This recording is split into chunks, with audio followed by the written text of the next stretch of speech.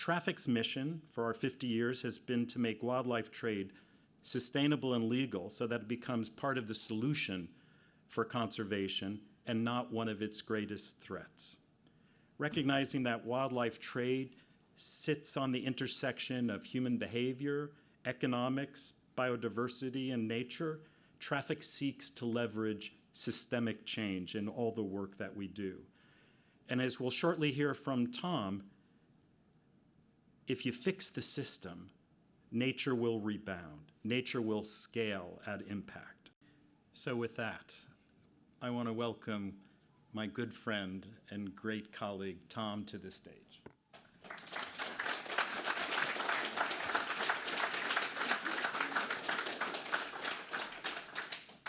Wow. I hate speeches that start with thank yous, but my God, I'm overwhelmed. Rick, absolute legend, and TRAFFIC is the most inspiring organization, and thank you so much for being here. But we're going to start with the bad stuff. So who's feeling a little bit concerned about our planetary future? If you don't all put your hands up, I'd be pretty surprised. This is obviously not a surprise. We are currently in a state of despair, but I'd like this moment to be the moment that all turns around for as many of us as possible, and I think it hopefully might happen through these unique little patterns here we call feedback loops. I'm sure everyone's familiar with the feedback loop, but just to simplify, it's a thing that happens that gives rise to something else that amplifies that original thing. It creates absolutely anything out of nothing. These are the forces that are responsible for creating everything in our known universe. You know, when you can't get to sleep, makes it harder to sleep, makes you more anxious about your sleep, gets harder to sleep. Those loops are only going to amplify forever. Myself, when I get worried about my dodgy dancing, you know those dance moves are not going to get improved, and so it keeps spiraling into chaos. It's only when I manage to step out of those loops that I can begin to even imagine what the other world might look like. And that is essentially what happened at the beginning of our universe. At the beginning, there was almost nothing. It was unimaginable to think that anything could exist. And yet, even in that chaos, certain areas were more dense than others. So they gave rise to more gravitational pull, which made them more dense, giving rise to more gravitational pull. Over time, this feedback loop between density and attraction created everything, stars and everything in the known universe. And those loops just continued to spiral and spiral, ultimately creating life on an otherwise uninhabitable and barren planet. And that life changed the environment, creating more opportunities for more life, which changed the environment further, creating the spectacular Eden that we exist in today. And of course, this is not news to anyone here, but there's no single thing that we have ever needed on our planet that has not been provided by this spectacle of nature. But as we're aware and abundantly clear, the sounds of nature are now unfortunately fading. This is a real image generated by artificial intelligence to show you the state of degradation that's happening on our planet. There is not a single location on the planet where a degraded ecosystem like this is more valuable than a thriving one. And so this is not just an environmental challenge. This is very much a social challenge. But tackling it without understanding those feedback loops, the societal ones, the universal ones, the ecological ones, and the sort of psychological ones, can be really dangerous, if not misleading, as I discovered during that trillion trees experience that was in the video. A few years ago, my young research group and I were very excited to model the state of the global forest system. We showed that our Earth is home to just over 3 trillion trees, very thrilling times. We were immediately criticized for missing the trees in the Vatican City, so we did update the number, but it's all update. Don't worry, it's all up to date now. Everyone's on form. 3 trillion and 12 is still a massive scale of a global forest system, but these models don't only help us to see where trees exist now, they also help us to understand where they might naturally exist. And what we see is that there's huge areas where nature has been depleted. We've about halved the scale of the global forest system until now.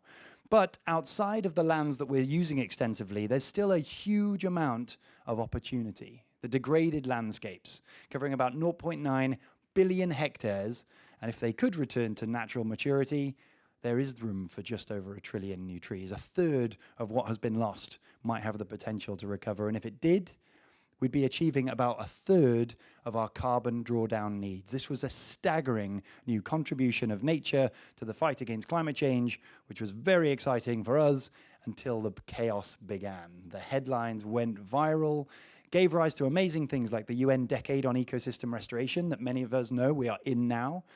gave rise to the WWF's Trillion Tree campaign, and then another one from the World Economic Forum. Things were getting exciting, and when this guy starts planting trees in the White House lawn, you have to wonder whether it's gone a little bit too far. And of course, that is exactly what had happened.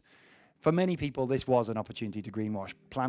Bang in rows of trees, carbon capture with a load of carbon farms, and that, you don't need to cut your emissions. This is not only devastating for the climate movement, it was really painful for the biodiversity movement, because many people saw this as a reason to suggest that nature has no place in the climate movement. There was a huge period of academic controversy that was very difficult times for me personally. I was criticized for everything you can ever imagine. And then soon the headlines started to follow. Instead of focusing on the incredible potential of nature to help us, the headlines were focusing on the risks of restoration done wrong. Now, it's worth noting, this is definitely true. The wrong tree in the wrong place will do more harm than good. But there's never been anything in the entire universe that doesn't apply to. If you stick a toothbrush in the wrong place, you're going to do more harm than good. Obviously, no one has ever been talking about engineering our way out of this problem. What this is about is reconnecting those loops of creation. And there's no place where those loops exist better than in nature. So if we're talking about restoring a degraded landscape, it's not about re-engineering the system. We're talking about reconnecting the loops, like the microbes that are often critical limiting factors in ecological recovery, or reintroducing the animals, which can spread spores and seeds and nutrients that are vital for a healthy, thriving system. But undoubtedly, the most important component in that loop that has been missing for the longest is us, the people. And unfortunately, currently at this moment in time, the single biggest driver of degradation on our planet is rural inequality. We have billions of people, well, we have a few people with massive environmental footprints, and then billions of people trapped in an economy that gives no non-extractive alternatives.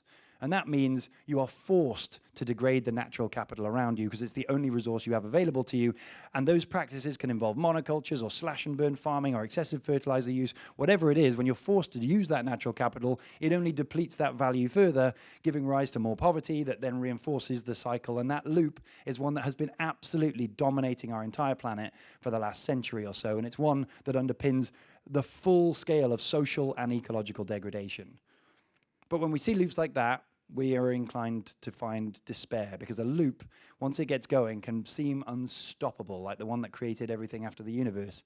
And yet, one critical thing about these magical patterns is that they hold energy, they amplify the qualities that you put into them. And if you can tweak either side of this equation, they will continue to spiral, but in a potentially different direction. So if we were to, for example, find the ways that restoration can improve livelihoods, then undoubtedly those improved livelihoods re-incentivize people to protect more nature, and then regeneration starts to happen as people and nature start to thrive. And it's not just a concept, this is a feedback loop that is happening all across our planet. And that is why we built that Restore network, this incredible platform that allows people to simply become visible to the world. There are millions of rural communities, indigenous populations, farmers who are hidden to the world, but they are working to revive nature to improve their own livelihoods. And this is essentially about bringing visibility to those projects. So some of my favorite examples include this, Desta's farm in Ethiopia, a coffee farm. As you zoom in, you can see that this does not look like a normal coffee farm, because that is exactly what it is. It's a very unusual one, because they're planting the trees underneath the canopy of this incredible intact rainforest, and that forest traps water and nutrients, so the trees don't need fertilizers and irrigation, which means this farm is more productive than all of the neighboring farms. And so it's no coincidence then that all the farmers in the nearby landscape are allowing trees to recover on their farms so that they can have more profitable coffee production. When nature is the economic preference, of course, it starts spreading across landscapes. You don't need carbon markets or biodiversity markets in this case to make nature the most valuable opportunity. So on Restore, Desta gains free data about the biodiversity in the site, the ecological systems, the carbon and water dynamics, but most valuable to Desta is the visibility. So that everyone who buys a coffee from Desta's immediately gains free insights about what their impact of their coffee drinking is having, and it begins to build agency into what we're all collectively doing when we buy our products. And obviously, coffee is just one of millions of examples. There's loads of ecotourism projects in Costa Rica. I think this is the example. There's loads and loads of projects across sub-Saharan Africa and northern India, particularly the dryland regions, where incredible soil management techniques and the reintroduction of vegetation is improving water storage within systems that is improving livelihoods and croplands and grazing lands for thousands of farmers across the landscapes. And these are exactly the same kind of landscapes where TRAFFIC is operating and revitalizing those connections between people and nature. And of course, we're seeing loads and loads of mangrove restoration projects across shorelines and coastlines, preventing the weathering of landscapes that is protecting thousands of livelihoods within land. These are all examples where nature is the economic preference, whether you like it or not. And when that happens, cooperatives start building, communities start generating profits, and communities start revitalizing their landscapes as nature starts to thrive. And now we've got governments using Restore to report on their national footprints towards their biodiversity targets. We're starting to see the basis for a truly global, bottom-up environmental movement where we can see every single plant growing on the ground. It's totally driven by the people who live on that ground. And collectively, we can now start to build portfolios of projects, and individuals can start engaging and buying their products and engaging with the process. As a scientist, it's even more exciting because I now, for the first time ever, I never dreamed I would get the opportunity to study the state of global ecological restoration, let alone studying it across 172 million hectares of land, all land owned by those smallholder farmers and indigenous communities. Across this massive scale of land, we are already starting to see the signs of massive scale revival. From the point of intervention, this dotted line is where people started doing whatever it is they're doing, whether it's conservation or restoration or planting or agroforestry. You'll see many of these lines start to go down because restoration is hard. There's social and ecological challenges that need to be faced, but many of the lines, as you can see, are going up. And in fact, the average across all of that portfolio is a steady and increasing 2% increase in vegetation height, cover, and complexity across this massive scale of land. I believe we're starting to see the signs of positive feedback loops, evidence where nature is improving those livelihoods, which is improving nature. Now, this for me is the signs of something that has been hidden. It's an existing potential that exists below our feet that we need to just shine a light on with our attention, and we can nourish it into a feedback loop that can build with staggering potential. But I understand and I know what you must all be thinking right now. What about all the bad stuff? Right now, we are talking about the lovely stuff, but it is abundantly clear that deforestation and ecological degradation and biodiversity loss are happening at a far higher rate. In fact, if we look at deforestation alone, we're about 10.9 million hectares per year. All that ecological restoration amounts to 9.9, which means we're still losing 1 million hectares every year. Despite 30 years of negotiations, despite millions of people engaging in the movement, we're still losing 1 million hectares of forest every single year. Now, obviously, stats like that impact us. Now, I know this is a bit obvious, but I'd like if it's possible, I'd ask you all for a few examples of words that makes you feel. Can we just, anybody want to throw out a word? How do you feel when we hear stats like that? Overwhelmed, frustrated, hopeless, anyone angry? I was hoping someone would say the word that I was going to write here, but all of those words amount to a collective. I think they all paint the same picture, and collectively, they are driving a societal fear and anxiety that is propagating itself. We are underneath these loops of degradation, where our population growth drives exploitation that drives more population growth, and soil carbon warming gives rise to more warming, which leads to more soil carbon loss. All of these loops are happening, but underpinning them is a feedback loop that is driven by our own collective feelings of fear and anxiety. And for 30 years, scientists have thought this fear is going to be the motivating factor that gets us going to fight the man and change the world. But 30 years of research has actually shown us that this fear and overwhelm and anxiety and worry actually stimulates our sympathetic nervous system. It gives rise to a very simple reaction, one of the oldest reactions in our evolutionary history: fight or flight. We either deny or we antagonize. And that's why military budgets have gone through the roof since the moment climate change was announced. And that's why we continue to see increasing defensiveness, protectionism, and all of the things that distract us from further climate action. So this fear is actually driving inaction that's propagating more fear, driving more and more inaction. This is a loop that underpins everything that's happening in the physical world. And yet, how on earth is it something that we can possibly break out of? Right now, 89% of people on our planet demand more action on climate change, and yet that same 89% of people fail to act because we all share the quiet conviction that we are doomed and that everyone around us is not going to do anything. So what's the point of me doing it? This is a far bigger threat than any apathy that we've been concerned about. And I would say this feeds into probably the most famous feedback loop of them all. It's what Robert K. Merton would have described as a self-fulfilling prophecy. The prophecy of collapse leads to its fulfillment. What he was meaning, he was talking about financial systems. For example, you lose faith in a bank, you remove your money from that bank, then the banking system fails. Or you lose faith in your favorite political candidate, you stop voting for them because who wants to waste your votes, and then they fail. And undoubtedly your prophecy of collapse gives rise to its fulfillment. And what then happens, what emerges from a society that shares the quiet conviction that we are doomed to a bleak future? So this is the question I really wanted to interrogate in the book. And it's what I'm going to get into with all of us here. We're going to vote on the nature of reality, because I want us to interrogate this fact about our bleak future that we all seem to hold so dear, that we all seem to sort of hold in our quiet understanding of the planetary state.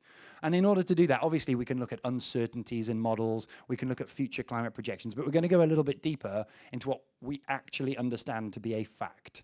To start with, we're going to get a little bit into the science philosophy. So the challenge I found in going into this topic is that it's actually quite difficult to put your finger exactly on what a fact truly is.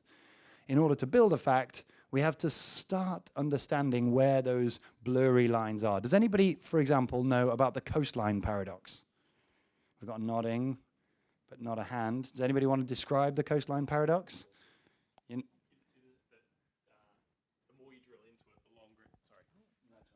I think it's that the more you drill into it, the longer it gets. So it's the coastline is an infinite length. Exactly. So for any coastline, you want to measure around the size of it. The smaller the measuring stick, the longer the measurement gets. Let's take the example here for the UK, because this is a very famous example. If you take a 100-kilometer ruler, you measure around the United Kingdom, you get a measurement of about 28,000 kilometers, or 2,800 kilometers.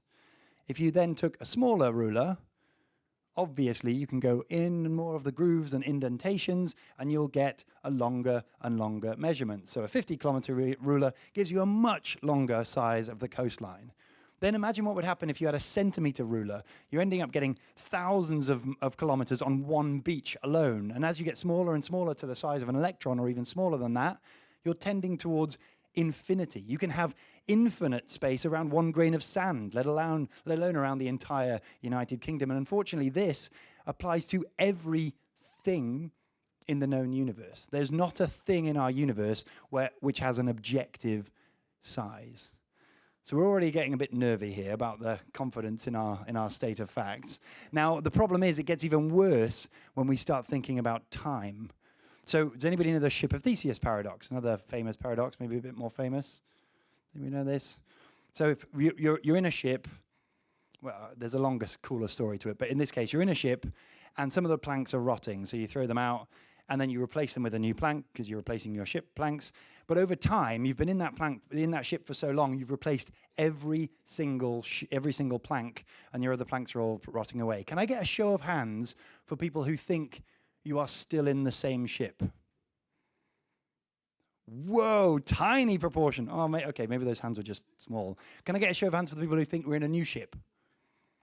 Okay, just no one's voting. All right, fair enough.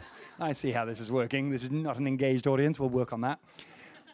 So I think those slightly more people seem to think that you're in the same ship, but many I get completely opposing answers every time I do this little challenge. essentially, across the globe, on average, scientists suggest that it's about 50-50. Half the world seems to think it's the same ship, half the world seems to think it's a new ship. I would question the people who think it's a new ship, because all of the cells in your body have turned over the last 8 years or so, and so you undoubtedly consider yourself a new person every 8 years. But that is exactly what this problem is all about. There is no thing that is objectively a thing at the beginning until the end. It is purely a temporary constellation of matter that we have to define as a thing in our minds. It gets even more complicated when you pick up all the planks that we're throwing away and then you build them into a new ship. It starts to go, it becomes very Russian dollish. There's no end to the identity of where that ship is, because there's truly no objective identity of anything. There's no way of measuring the size of anything. There's no way of saying when anything objectively began and ended. So there's all these blurriness, right? I'm not trying to break down the nature of reality, but we have to recognize that there's got to be some way of identifying a fact from all of this chaos. And that, I would argue, is what society is for.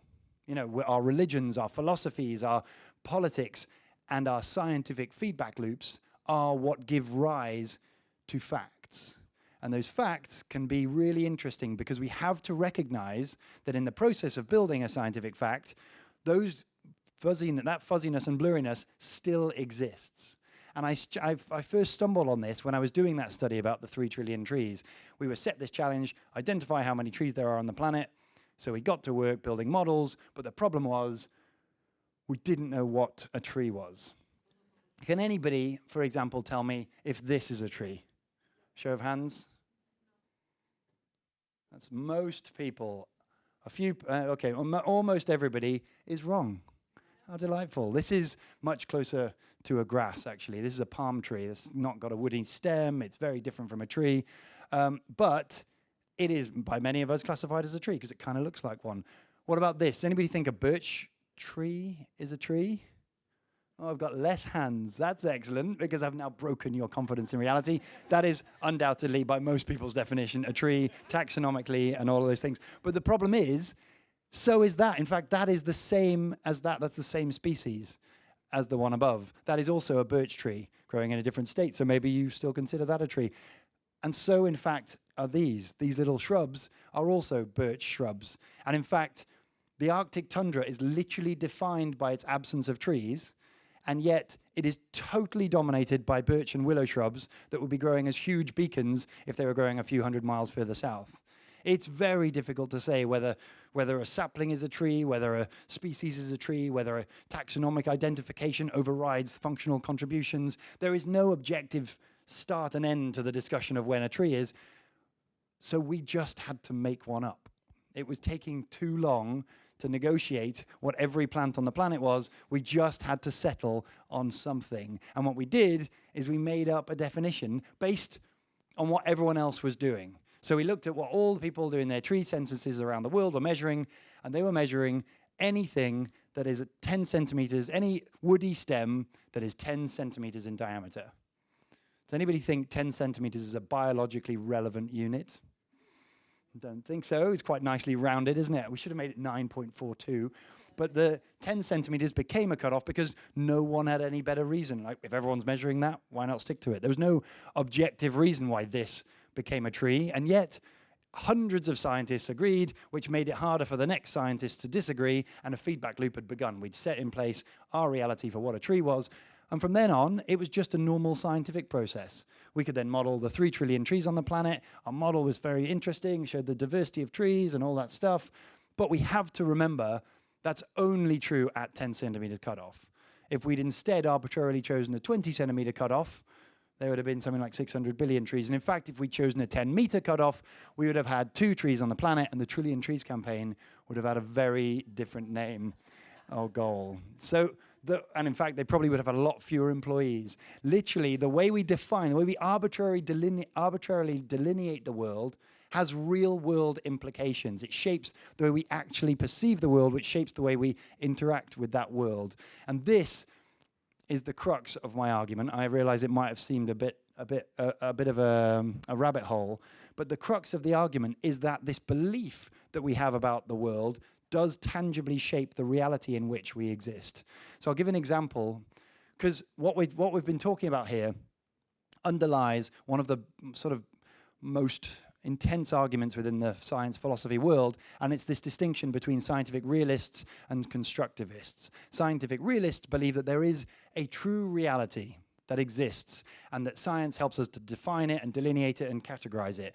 Scientific constructivists believe that there isn't really a true reality, but our perception of it and our delineation of that reality helps us to shape reality into forms that then help us to navigate. And what they both argue intensely about what the true nature of reality is, but they both collectively agree on one simple thing, and it's that science is not reality. Science is a map of reality.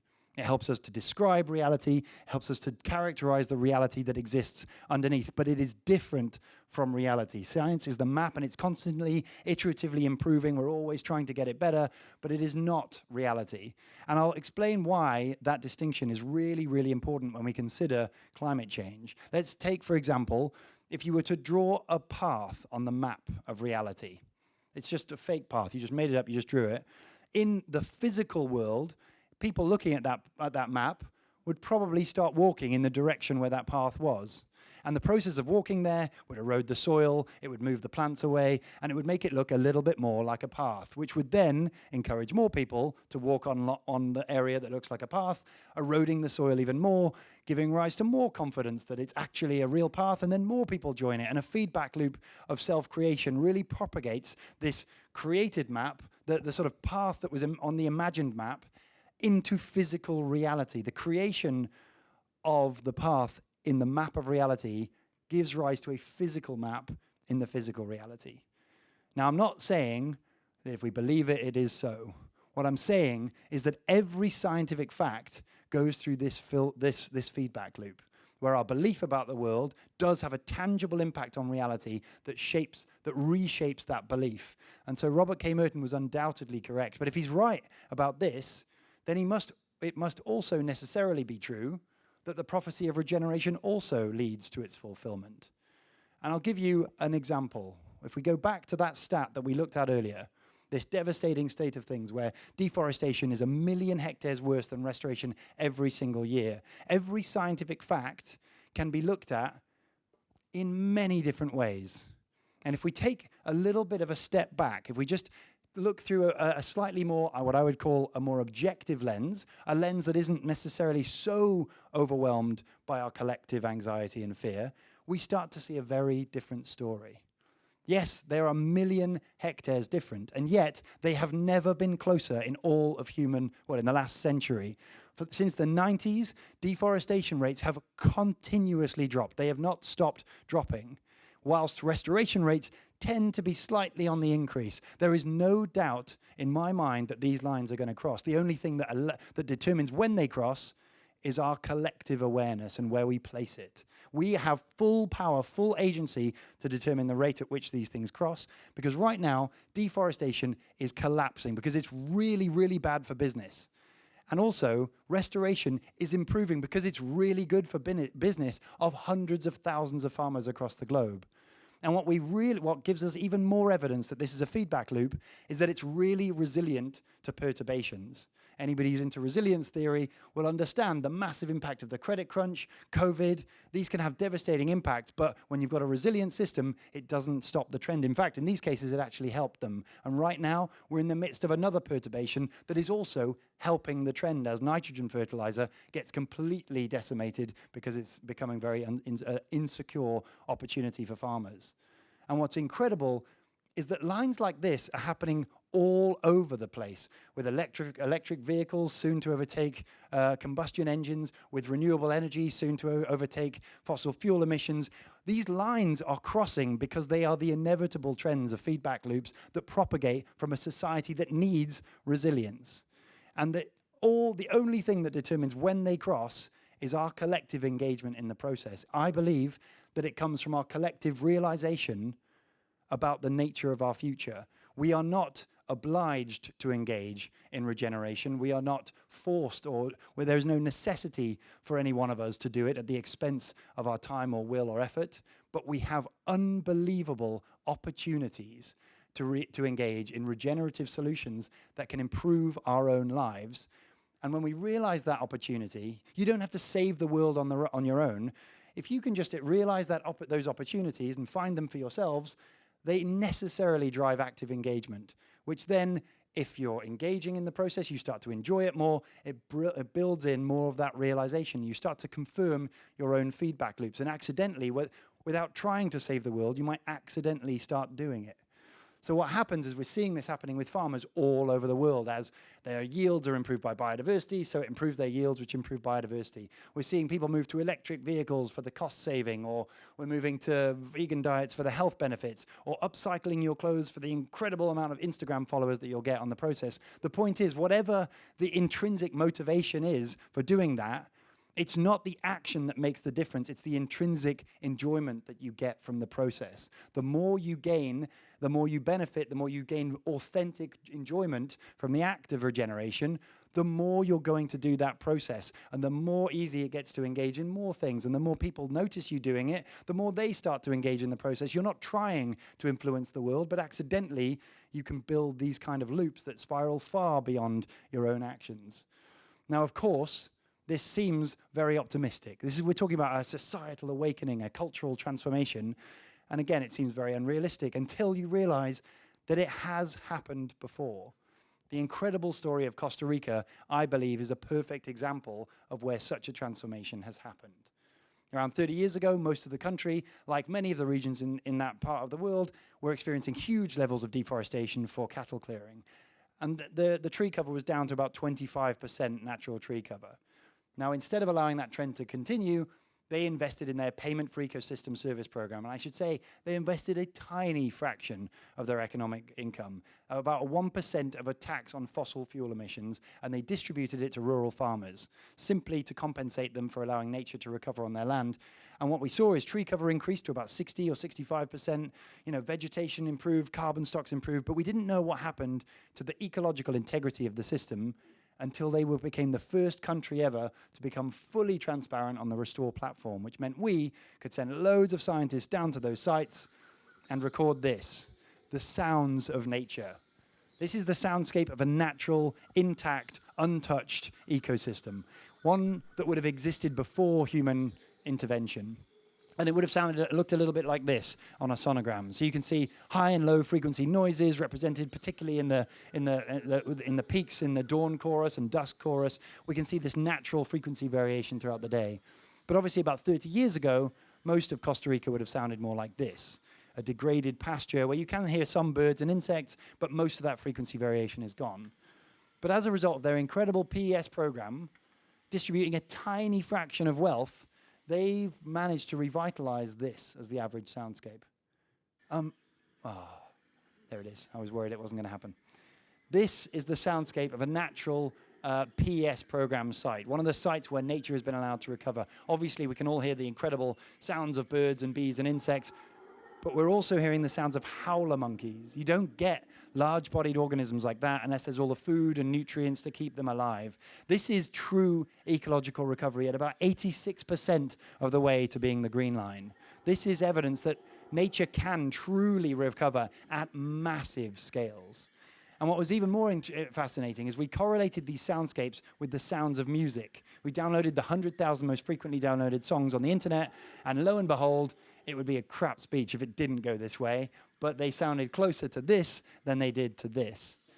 And it sounds very woo-woo, sounds very lovely. Of course, the ecologist is going to say nature sounds nice, but it's baked into our evolutionary history. These are the sounds that provided us with our food and nutrients and resources. So, of course, all of our best artists have tapped into those deep evolutionary preferences to build music out of the soundscapes, the frequency variation that we tend to intrinsically enjoy. It is absolutely no coincidence that we like these soundscapes and that our music taps into these deep evolutionary preferences. It's not saying that Lady Gaga sounds like a howler monkey. It means that she's tapped into those incredibly deep connection with nature that we all share. But the amazing thing about Costa Rica is that all of this happened at a time of economic stability and improvement in the country, proving, just like Desta's farm and all those thousands of projects, that nature can be the economic preference at a national scale. And the more it gets baked into the cultural identity of the country, the more those feedback loops continue to spiral and they become unstoppable. They invested 700 million and the return was about 240 times more. This is not just an environmental movement, it's a societal one. If we can redistribute a tiny fraction of our wealth towards these rural land stewards, these are the people who know how to build the sustainable and regenerative solutions that can build a world in which people and nature can thrive together. So collectively, we're really happy to invite everybody to join the movement. And I hope you will find the book interesting as we cover a lot more of these topics in the journey. So thank you so much for listening. I'm really grateful for you being here.